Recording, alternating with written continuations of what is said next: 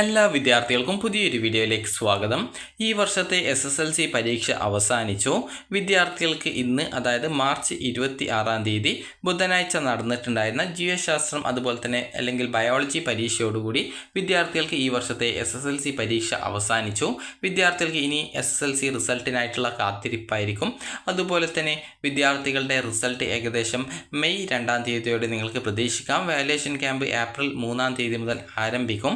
അപ്പോൾ വിദ്യാർത്ഥികൾക്ക് ഇന്നത്തെ പരീക്ഷ ഈസി ആയിരുന്നോ അതല്ലെങ്കിൽ ടഫ് ആയിരുന്നോ, അതുപോലെ നിങ്ങൾ പഠിച്ച ഭാഗങ്ങളിൽ നിന്ന് ക്വസ്റ്റ്യൻസ് വന്നിട്ടുണ്ടായിരുന്നോ, അതുപോലെ ക്വസ്റ്റ്യൻസ് വന്നിട്ടുണ്ടായിരുന്നു എങ്കിലും അത് ഈസി ആയിരുന്നോ, നിങ്ങൾക്ക് അത് കൃത്യമായിട്ട് ആൻസർ ചെയ്യാൻ സാധിച്ചിട്ടുണ്ടായിരുന്നോ എന്നുള്ള കാര്യം വിദ്യാർത്ഥികൾ താഴെ കമൻറ്റായിട്ട് രേഖപ്പെടുത്തുക. അതുപോലെ തന്നെ നിങ്ങൾക്ക് എത്ര മാർക്ക് കിട്ടാനാണ് സാധ്യത എന്നുള്ളതും വിദ്യാർത്ഥികൾ താഴെ കമൻറ്റായിട്ട് രേഖപ്പെടുത്തുക.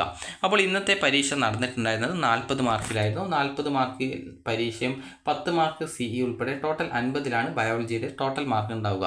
അപ്പോൾ ഇന്നത്തെ പരീക്ഷയിൽ അത് 10 മാർക്ക് നിങ്ങൾക്ക് CE കിട്ടുമെങ്കിൽ 5 മാർക്ക് ഇന്നത്തെ പരീക്ഷയിൽ കിട്ടിക്കഴിഞ്ഞാൽ ഇന്നത്തെ പരീക്ഷ നിങ്ങൾ ജയിക്കും. അതായത് 15 മാർക്ക് കിട്ടി ജയിക്കുന്നതാണ്.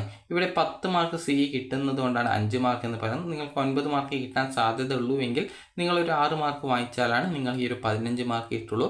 15 മാർക്ക് എന്ന് പറയുന്നത് ആകെ മാർക്കിൻ്റെ 30% മാർക്കാണ് ജയിക്കാനായിട്ട് വേണ്ട മാർക്ക് എന്ന് പറയുന്നത്.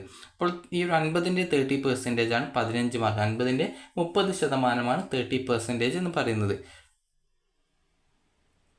അപ്പോൾ ആ ഒരു 50ൻ്റെ 30% എന്ന് പറയുന്നത് 15ആണ്. 15 മാർക്ക് കിട്ടിക്കഴിഞ്ഞാൽ നിങ്ങൾക്ക് D+ ഗ്രേഡ് കിട്ടി നിങ്ങൾ ഇന്നത്തെ പരീക്ഷ ജയിക്കുന്നതാണ്. ഇനി വിദ്യാർത്ഥികൾക്ക് A+ കിട്ടണമെങ്കിൽ എത്ര മാർക്ക് വേണം എന്നുള്ള കാര്യം നമുക്ക് നോക്കാം.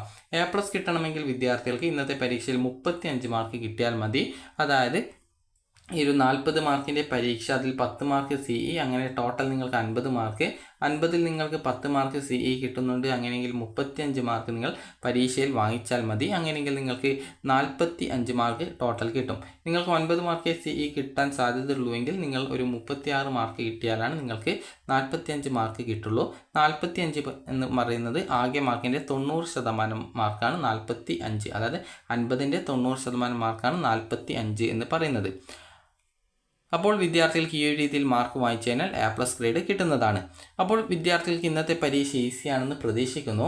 അപ്പോൾ വിദ്യാർത്ഥികൾ ഇന്നത്തെ പരീക്ഷ ഈസി അല്ലെങ്കിൽ കൂടി നിങ്ങൾ പേടിക്കേണ്ട ആവശ്യമൊന്നുമില്ല. കാരണം ഇനി പരീക്ഷയൊന്നുമില്ല, ഇനി റിസൾട്ടിനായിട്ടുള്ള വെയിറ്റിംഗ് ആണ്. അതുപോലെ തന്നെ വിദ്യാർത്ഥികൾക്ക് ഇനി A+ മുതൽ D+ വരെ ഇന്നത്തെ വിഷയത്തിന് കിട്ടണമെങ്കിൽ എത്ര മാർക്ക് കിട്ടും, എത്ര മാർക്ക് നിങ്ങൾ നേടണം എന്നുള്ളത് നിങ്ങൾക്ക് ഈ ഒരു വീഡിയോ വഴി ഇനി മനസ്സിലാക്കാം.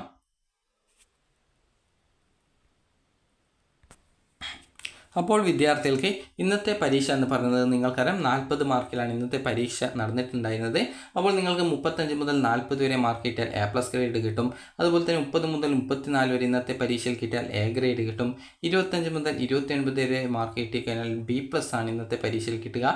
20 മുതൽ 24 വരെ ഇന്നത്തെ പരീക്ഷയിൽ കിട്ടിയിട്ടുണ്ടെങ്കിൽ B ഗ്രേഡ് കിട്ടും. 15 മുതൽ 19 വരെ മാർക്ക് കിട്ടിയാൽ നിങ്ങൾക്ക് C+ ആണ് ഇന്നത്തെ പരീക്ഷയിൽ കിട്ടുക. 10 മുതൽ 14 വരെയാണ് നിങ്ങൾക്ക് പരീക്ഷയിൽ കിട്ടിയതെങ്കിൽ C ഗ്രേഡാണ് കിട്ടുക. 5 മുതൽ 9 വരെയാണ് മാർക്ക് കിട്ടിയതെങ്കിൽ D+ ഗ്രേഡാണ് കിട്ടുക. ഇത്രയുമാണ് കിട്ടുക.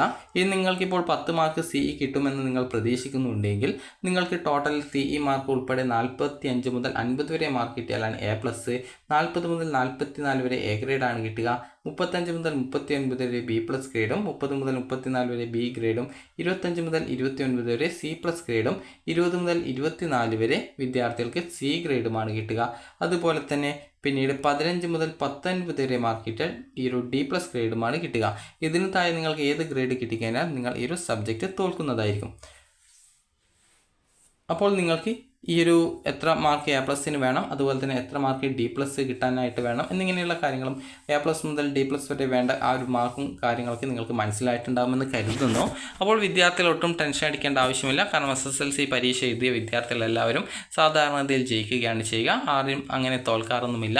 അതുകൊണ്ട് തന്നെ വിദ്യാർത്ഥികൾ ഒട്ടും ടെൻഷൻ അടിക്കേണ്ട യാതൊരുവിധ ആവശ്യവുമില്ല. അപ്പോൾ വിദ്യാർത്ഥികൾക്ക് ഈ ഒരു വീഡിയോ ഉപകാരപ്രദമായിട്ടുണ്ടെങ്കിൽ ലൈക്ക് ചെയ്യുക, ഷെയർ ചെയ്യുക. Thank you for watching.